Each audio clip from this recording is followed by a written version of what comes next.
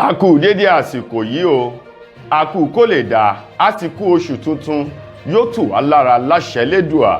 Àmín. Ìròyìn fẹ́lifẹ́li náà ló dé sí ojú amóhùnmáwòrán yín láti iléeṣẹ́ wa Ìròyìn Fẹ́lifẹ́li TV. Lónìí ti ṣe ọjọ́ Ajé Monday, ọjọ́ àkọ́kọ́ nínú oṣù keje ọdún 2024. Fúnmi Adénúgà ni oníròyìn. Síwájú kẹ́ tó yára gbọ́ ìròyìn ọ̀hún, ẹ jẹ́ ká dé òkè lọ́hùn náà ká padà dé ní wàrà ṣẹṣà à ń bọ̀.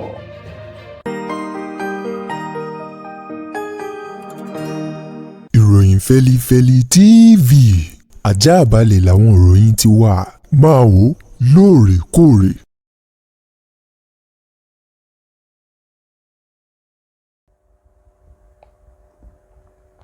Ẹ káàbọ̀ padà, ìròyìn Fẹ́lifẹ́li ọ̀hún rèé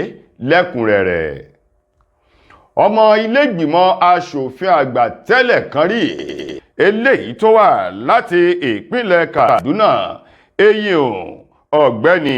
Shehu Sani mà ló ti gba ààrẹ Bọ́lá Ahmed Tinubu lámọ̀ràn láti má ṣe àṣìṣe eléyìí tí ètò ìṣèjọba ààrẹ àná tó gbé ìjọba fún Tinubu Muhammadu Buhari tó ṣe fún odidi ọdún 8 gbáko lásìkò èyí tí Muhammadu Buhari tó fi ń bẹ ní ipò ààrẹ lórílẹ̀-èdè Nàìjíríà. Shehu Sani tó sọ̀rọ̀ náà nílé iṣẹ́ amóhùnmáwòrán kan ní ìpínlẹ̀ Èkó lánàá ti ṣe ọjọ́ Sunday 30 nínú oṣù kẹfà ọdún 2024 èyí tí a wà nínú rẹ̀ yìí, níbi tí wọ́n ti ń fi ọ̀rọ̀ wá lẹ́nu wò kí làwọn ohun tó rí gẹ́gẹ́ bí àṣìṣe nínú ètò ìṣèjọba àná àti èyí tó ń bẹ lórí àlééfà lọ́wọ́ báyìí. Ní Shehu Sani ti tẹnu bọ̀rọ̀ tó ní bàbá ní parọ́ tara wà, ó ní kódà ọmọ tuntun òòjọ́ bí wọ́n bá béèrè lọ́wọ́ rẹ̀ yóò rí nǹkan wí lórí ìjọba èyí tó ń bẹ lórí àlééfà lọ́wọ́ báyìí. Ó ní ọ̀pọ̀lọpọ̀ kùdìẹ̀kudiẹ̀ tó ń ti àṣìṣe ní ìjọba àná tó kó gbá wọlé èyí tó gbé ìjọba fún Tinubu Muhammadu Buhari ló ṣe lórí yíyan àwọn alákòóso àti àwọn lọ́gàálọ́gàá èyí tó yàn sípò, tó sì jẹ́ wípé ọ̀pọ̀lọpọ̀ nínú wọn ló kùnà nínú òye iṣẹ́ àti àyè èyí tí wọ́n yọ fún. Bákan náà, ó ní ọ̀pọ̀lọpọ̀ àwọn alákòóso lábẹ́ ààrẹ àná Muhammadu Buhari ní kò ní ẹ̀kúnrẹ́rẹ́ òye lórí ipò tí wọ́n yàn wọ́n sí, àti wípé èyí tó bá ti ṣe àṣìṣe nínú wọn ni wọ́n fi ọwọ́ pa lórí yálà kí wọ́n bá wí kó sì jẹ́ pàṣọ ẹ̀ṣẹ̀ èyí tó ṣẹ̀. Shehu Sani tẹ̀síwájú ní ọ̀rọ̀ rẹ̀, ó ní ọdún 8 Muhammadu Buhari nínú ọ́fíìsì gẹ́gẹ́ bí ààrẹ lórílẹ̀‐èdè Nàìjíríà sẹ́yìn, ó ní ó so èso rere kankan bí tí ń kó kéré mọ́tò, nítorí pé ọ̀pọ̀lọpọ̀ kùdìẹ̀kudiẹ òun ló wà níbẹ̀. Àwọn tí wọ́n kójú òṣùwọ̀n ni Buhari ló tún yàn sí ipò, àti àwọn tí wọ́n yàn lọ́gàálọ́gàá sí ọ̀pọ̀lọpọ̀ àwọn ẹ̀ka iléeṣẹ́ ọba àpapọ̀ gbogbo ni wọ́n ní òye, bẹ́ẹ̀ sì oníkálukú wọn ni wọ́n ń hùwà kò sí ẹni tí ó mú mi, àti wípé ohun tí ń bá ṣe àṣegbé ni. Lákòótán nínú ọ̀rọ̀ rẹ̀, ó wá rọ ààrẹ Bọ́lá Ahmed Tinubu èyí tó ń bẹ lórí àlééfà lọ́wọ́ báyìí láti má ṣe wo àwọn àwòkọ́ṣe kankan nínú nǹkan tí Buhari ṣe ó ní ọ̀pọ̀lọpọ̀ ìwà Buhari ní òṣùwọ̀n. Ó wá rọ Tinubu láti má ṣe àṣìṣe bẹ́ẹ̀, kóhun náà kó lè kọ́ ẹ̀kọ́ látara igi ọ̀pọ̀tọ́ àṣìṣe ààrẹ àná Muhammadu Buhari. Ẹ̀wẹ̀, lórí ìkọlù èyí tó wáyé lópin ọ̀sẹ̀ láwọn apá òkè ọya gbogbo, ẹni tó ti fìgbà kan jẹ́ igbákejì ààrẹ tẹ́lẹ̀ rí lórílẹ̀‐èdè wa Nàìjíríà tó tún díje dupò ààrẹ lábẹ́ ẹgbẹ́ òṣèlú PDP lọ́dún 2023, Atiku Abubakar ló ti bẹnu àtẹ́lu ìwà ọ̀hún, bẹ́ẹ̀ sì ni ló da ẹ̀bi lu ìjọba àpapọ̀ lórí bí wọ́n ṣe kùnà láti pèsè ààbò tó péye fún ní orílẹ̀-èdè Nàìjíríà. Atiku Abubakar èyí tó fi ọ̀rọ̀ ọ̀hún léde lórí ìkànnì ìbánidọ́rẹ̀ẹ́ Facebook rẹ̀ lánàá ọjọ́ àìkú sọ́gbọ̀n ọjọ́ oṣù kẹfà ọdún 2024. Níbẹ̀ ni Atiku Abubakar ló ti sọ ọ̀pọ̀lọpọ̀ ọ̀rọ̀ àti bó ti kànmínú sí àwọn ìkọlù ọ̀hún èyí tó ń gba ẹ̀mí ọ̀pọ̀lọpọ̀ àwọn ènìyàn, pàápàá jù lápá òkè ọya lọ́hùn tí ṣe ilẹ̀ Haúsá. Atiku Abubakar ní inú òun ò dùn, ó ní bóun ò bá ní sọ̀rọ̀ àsọjù tí ọ̀rọ̀ wọn ò bá sì ní bọ́ sí ìkanra ó ní ìjọba àpapọ̀ ni wọ́n ní ẹ̀bi nítorí wípé wọ́n ti kùnà láti pèsè ààbò tó péye lórí ẹ̀mí àwọn ènìyàn èyí tí wọ́n ṣe ìjọba lé. Àtíkù Abubakar ní ká ti bi pẹlẹbẹ mú ọ̀lẹ́jẹ̀ ká ti bi ìṣáná kíyèsí ògùn. Ó ní irú ìkọlù èyí tó wáyé lópin ọ̀sẹ̀ tó kọjá níbi tí àwọn agbésùmọ̀mí tó so àdó olóró mọ́ra tí wọ́n ti wọ ààyè tí wọ́n ti ń ṣe ayẹyẹ ìgbéyàwó ń toní wẹ̀jẹwẹ̀mu. Bákan náà ni wọ́n lọ sí àwọn ààyè tí wọ́n ti ń ṣe òkú àgbà. Ó ní kò mọ́ níbẹ̀. Ó ní wọ́n tún lọ sí àwọn ààyè tí wọ́n ti ń ṣe ọjọ́ ìbí àti àwọn ayẹyẹ kan sí kejì tí wọ́n sì dábẹ̀rú pẹ̀lú bí wọ́n ṣe gba ẹ̀mí lẹ́nu ogunlọ́gọ̀ àwọn ènìyàn. Àtíkù Abubakar wá ní kí lohun tá a wá sọ tá a sọ tán. Ó ní kí lohun tó tún wá kù báyìí táwọn èèyàn yóò ṣe tí ó sì fún wọn ní ìfọkànbalẹ̀ tí ètò ààbò yóò sì jẹ́ kí inú wọn dùn láti ṣe ìnáwó. Ó ní nípa ìdí èyí ó ní ìjọba àpapọ̀ ló ní gbogbo ẹ̀bi eléyìí tó ní ṣe pẹ̀lú ètò ààbò àti ebi èyí tó ń pa orílẹ̀-èdè Nàìjíríà, gẹ́gẹ́ bí Àtíkù Abubakar bó ti fi ọ̀rọ̀ ọ̀hún léde sórí ìkànnì ìbánidọ́rẹ̀ẹ́ Facebook rẹ̀ lánàá Sunday. Àwọn ọmọlẹ́yìn mùsùlùmí kan láti ìpínlẹ̀ Ọ̀ṣun ìmà ni wọ́n ti dá ẹ̀bi lu ààrẹ Bọ́lá Ahmed Tinubu lórí ebi eléyìí tó ń pa orílẹ̀-èdè Nàìjíríà tí ohun gbogbo tó sì dorí kodò tí nǹkan ò fara rọ mọ́ báyìí gẹ́gẹ́ bí àwọn igun mùsùlùmí ọ̀hún èyí tí wọ́n sọ̀rọ̀ náà lópin ọ̀sẹ̀ èyí tó kọjá yìí níbi ètò kan èyí tí wọ́n gbé kalẹ̀ fún ti ìjírà ti ọdún 2024 àti àwọn ọ̀rọ̀ tó ní ṣe pẹ̀lú ìdàgbàsókè àti kùdìẹ̀kudiẹ orílẹ̀-èdè Nàìjíríà àti nínú ẹ̀sìn mùsùlùmí. Níbẹ̀ ni wọ́n ti sọ̀rọ̀ ẹni tó jẹ́ ààrẹ ẹgbẹ́ kan èyí tó jẹ́ ti mùsùlùmí ní orílẹ̀-èdè wa Nàìjíríà eléyìí tí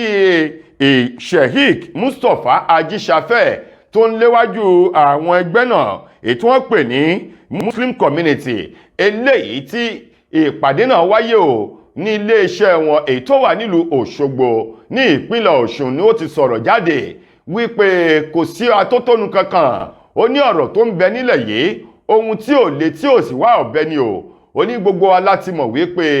bí ẹja bá ti bàjẹ́ láti orí gbogbo ara ẹja ọ̀hún ló ti di òbu tí ò ní ṣe jẹ mọ́ ó ní àgbẹ́kẹ̀lé ọmọ orílẹ̀-èdè Nàìjíríà òun náà ní epo bẹtiróòlù tí nǹkan kan ò sì gbọ́dọ̀ yingi lára rẹ̀. Ó ní láti ọdún tó kọjá èyí tí wọ́n ti kéde yíyọ ẹ̀kún owó orí epo ní nǹkan ti yingin lára epo bẹtiróòlù eléyìí tó sì ti fa àwọn gógó oúnjẹ àti ìnira eléyìí tó mú bá àwọn ọmọ orílẹ̀-èdè Nàìjíríà.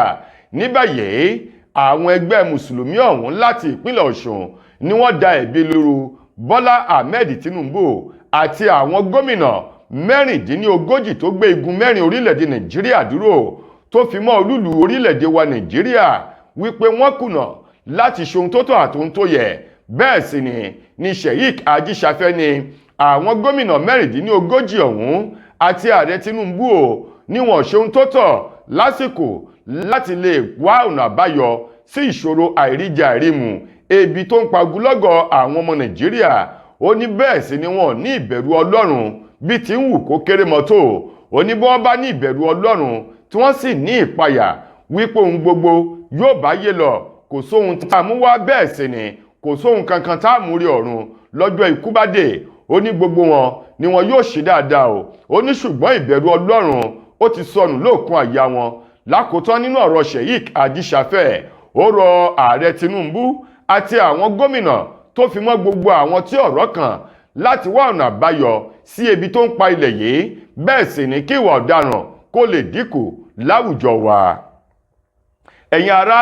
ẹ jẹ́ ká lọ rèé polówó ọjà oògùn ìbílẹ̀ aṣaralóore S2 herbal mixture. Tá a bá lọ tí a bá padà dé, ìròyìn yóò máa tẹ̀síwájú. Ẹ kú ìkàlẹ̀. látijọ́ aláyé ti dáyé lọ́kọ tí ń sọ lówó orí aya tájọṣepọ̀ wọn sì jẹ́ gbádùn òun fa ìfẹ́.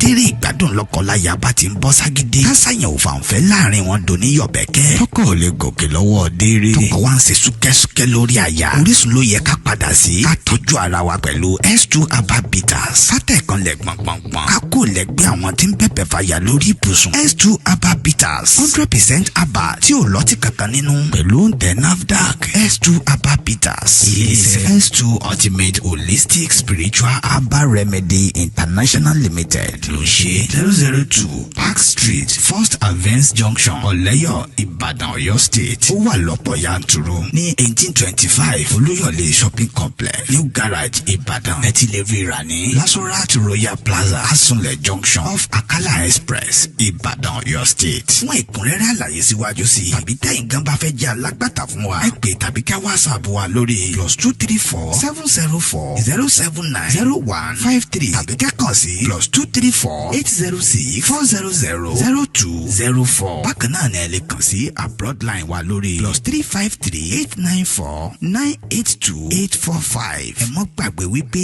ìlera lóògùn ọrọ̀ tó fi já sí wípé ẹ ti lè kàn sí iléeṣẹ́ S2 Aba Mixture fún ìtọ́jú àwọn àìsàn míì lóníran bíi ìfúnpá gíga diabetes low sperm count ìdákọ́lẹ̀ arthritis bone fat blood cleansing rheumatism infertility àti èyíkéyìí àìsàn tó bá ń bá yín fúnra nínú ara S2 Aba Bitters ó dára fún ìgbádùn ọkùnrin àtobìnrin.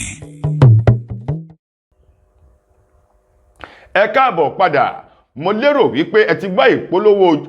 ọjà S2 Aba Mixture eléyìí tí ṣe oògùn tí wọ́n fi ewé àti egbò tí wọ́n fi kójọ tó sì wúlò fún takọtabo ẹ̀yin náà ẹ lọ mú tiyín yóò jẹ́ fún yín lónìí. ó kéré tán ènìyàn tó tó 20 ń làwọn agbébọnrin kan ni wọ́n ti jí gbé o ní ojú òpópónà márosẹ̀ Ṣàgámù Ìjẹ̀bú Òde sí ìlú Ọ̀rẹ́ eyín lópin ọ̀sẹ̀ èyí tó kọjá yìí tí wọ́n sì yìnbọn pa èèyàn kan nínú àwọn ènìyàn ọ̀hún tí wọ́n jí kó lọ o gẹ́gẹ́ bí ìròyìn ọ̀hún ti jáde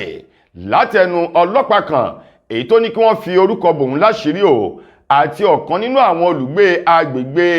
Ìjẹ̀bú Òde eyín ní Ṣàgámù sí Ìlíṣàn níbi tí ìṣẹ̀lẹ̀ ọ̀hún ti ṣẹlẹ̀ ọ̀gbẹ́ni Wẹ́mì Òsúdè ó sọ̀rọ̀ ọ̀hún di mímọ̀ fún àwọn akọ̀ròyìn Òsúdè ní ọ̀rọ̀ ọ̀hún dàbí ìgbà tí wọ́n ń wo sinimá àgbéléwò ni nígbà tí àwọn agbébọnrin ọ̀hún tí wọ́n tún kẹ̀kẹ́ ìbọn òjò ìbọn tí ń rọ̀ takotako ń tó ní kẹ̀kẹ́ù sókè èyí tí wọ́n sì bẹ̀rẹ̀ sí ní dá àwọn ọkọ̀ èyí tó ń lọ lójú òpópónà márosẹ̀ ọ̀hún dúró níbi tó jẹ́ wípé ènìyàn tó tó 20 òun ni wọ́n rí kó wọ igbó lọ ní tèfètèfè ènìyàn kan tó fẹ́ sàsálà fún ẹ̀mí rẹ̀ tí wọ́n sì yìnbọn fún èyí eléyìí tí wọ́n sì ti gbé lọ sílé ìwòsàn ti ìkọ́ni Bangkok èyí tó wà ní ìlú Ìjẹ̀bú Òde ní ìpínlẹ̀ Ògùn lọ́hùn-ún fún ìtọ́jú èyí tó péye gẹ́gẹ́ bí ọ̀gbẹ́ni Òsúdè èyí tó jẹ́ alága ìdàgbàsókè agbègbè Ìlíṣàn tó sọ di mímọ̀ ó ní ìṣẹ̀lẹ̀ ohun tó wáyé láàrin iléeṣẹ́ ọlọ́pàá police command èyí tó wà ní Ṣàgámù Ọ̀rẹ́ sí Ìlíṣàn ó ní ìṣẹ̀lẹ̀ náà jẹ́ ohun tó bà wọ́n lẹ́rù tó sì yà wọ́n lẹ́nu ó ní gbogbo àwọn nǹkan wọ̀nyí kò ṣẹ̀yìn ètò ààbò èyí tí ò fẹsẹ̀ múlẹ̀ ní orílẹ̀-èdè Nàìjíríà ó wá rọ iléeṣẹ́ ọlọ́pàá àti àwọn ẹ̀ṣọ́ aláàbò láti tètè jágìrì mọ́ àwọn ènìyàn ohun tí wọ́n jí kó lọ kí wọ́n lè gbà wọ́n sílẹ̀ kúrò lákàkà àwọn ajínigbé èyí tó kó àwọn ènìyàn ọ̀hún lọ. lákòótán nínú ìròyìn wa fún tòní gbajúgbajà àgbà òṣèré ọkùnrin elédè òyìnbó mọ́ ti Yorùbá èyí tí àwọn ènìyàn kan tí wọ́n ń gbé ìròyìn ikú rẹ̀ káàkiri lópin ọ̀sẹ̀ tó kọjá eyín pa Olú Jacob òun mà ló ti padà sọ̀rọ̀ jáde nínú fọ́nrán kan wípé irọ́ ikú là á pamọ́ àdá irọ́ ikú là á pamọ́ òkè ó ní àkíbá òkùnrin ẹyẹ lórí ìtẹ́ kókókó lára ọ̀tá lè ó ní nǹkan kan ò ṣeun o fọ́nrán ọ̀hún tó fi ṣe àfihàn níbi tí Olú Jacob tí wọ́n ti ń gẹrun fún nínú ilé ìgẹrun tí àwọn gẹrígẹrí ti máa ń gẹrun ni wọ́n ti ń fi ọ̀rọ̀ wá lẹ́nu o tó ní lótìtọ́ lòun gbọ́ ìròyìn ọ̀hún o wípé olódì òun ti jọ́lọ́run ọba nípè ó lẹ́ kúkú máa wo àwọn ọlọ̀tẹ̀ àwọn ọmọ Nàìjíríà àwọn oníṣẹ́ ibi ọlọ́pọlọ tí là ń kàyé wọn ti dojú o tó jẹ́ wípé ìròyìn ìbànújẹ́ o ń làwọn yàn láàyò láti máa gbé ó ní gbogbo ìròyìn ọ̀hún kò ṣẹ̀yìn wọn ó ní ṣùgbọ́n o 20 ọdún 30 ọdún òní kókókó lára ọ̀tá lè olóyè Pa Olú Jacob ní nǹkan kan ò ṣeun o, òun wà láyé wà láàyè, òun sì wà nínú ayọ̀ àti àlàáfíà. Ó ní tìká lára òun lòun jókòó sórí àga tí wọ́n sì ń gẹrun òun. Olú Jacob ní òun dúpẹ́ lọ́wọ́ àwọn olólùfẹ́ òun tí wọ́n wá tí wọ́n sì ń pe òun láti fi ìdí òtítọ́ ọ̀rọ̀ òun múlẹ̀ síwájú kí wọ́n tó mọ ohun tí wọ́n ń sọ o. Ó ní òun dúpẹ́ o. Pa Olú Jacob ní òun wà láyé, òun wà láàyè, òun ò kú, nǹkan kan ò sì ṣe òun, gẹ́gẹ́ bí fọ́nrán àti ìròyìn èyí tó jáde lówùúrọ̀ òní. Tó ẹ̀yin ará, ìròyìn fẹ́lifẹ́li kò ní jù báyìí lọ fún tòní. Títojúmọ́ ọ̀la tẹ́tù máa láǹfààní sí ọ̀tun ròyìn míì. Mo gbà á ládùúrà wípé ilé òní lé wa, ọ̀nà òní náà wá. Fúnmi Adénúgà lẹni tó mú ìròyìn wá sí ojú àmóhùnmáwòrán yín. Ẹ ṣeun gan ni o.